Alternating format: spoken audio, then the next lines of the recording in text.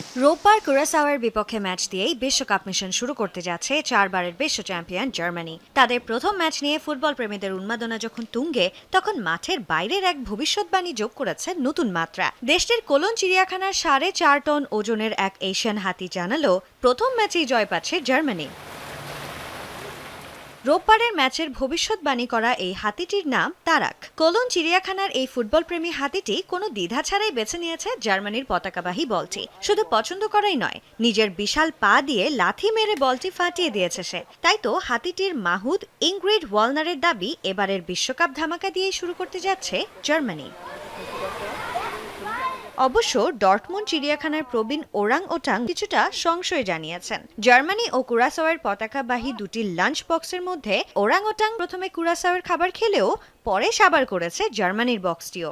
চিড়িয়াখানা কর্তৃপক্ষের ব্যাখ্যা, জার্মানি হয়তো কুরাসাওকে গ্রাস করতে যাচ্ছে, তবে ম্যাচটি কিছুটা প্রতিদ্বন্দ্বিতাপূর্ণও হতে পারে। তবে ওরাংওটাং কিংবা হাতি, যার ভবিষ্যৎবাণী সত্যি হোক না কেন, জার্মানির আসল পরীক্ষা মাঠের ভেতরে। কারণ গত 2 দশক ধরে বিশ্বকাপের মঞ্চে সাবেক এই বিশ্ব চ্যাম্পিয়নদের গল্পটা কেবলই হতাশার। 2006 সালে নিজেদের মাটিতে আয়োজিত বিশ্বকাপে তৃতীয় হওয়ার পর 2014 সালে সবশেষ সোনালী ট্রফিটি উঁচিয়ে ধরেছিল ডাই ম্যানশাফটরা। কিন্তু এরপর থেকেই যেন জার্মানির বিশ্বকাপ ভাগ্যে শনির দশা। 2018 সালের রাশিয়া বিশ্বকাপ এবং সবশেষ কাতার বিশ্বকাপ, টানা দুটি আসরেই গ্রুপ পর্বের বৈতরণী পার হতে পারেনি ইউরোপের এই পরাশক্তি। গ্রুপ পর্বের তলানিতে থেকে বিদায় নেয়ার সেই ক্ষত এখনও দগদগে জার্মান সমর্থকদের মনে।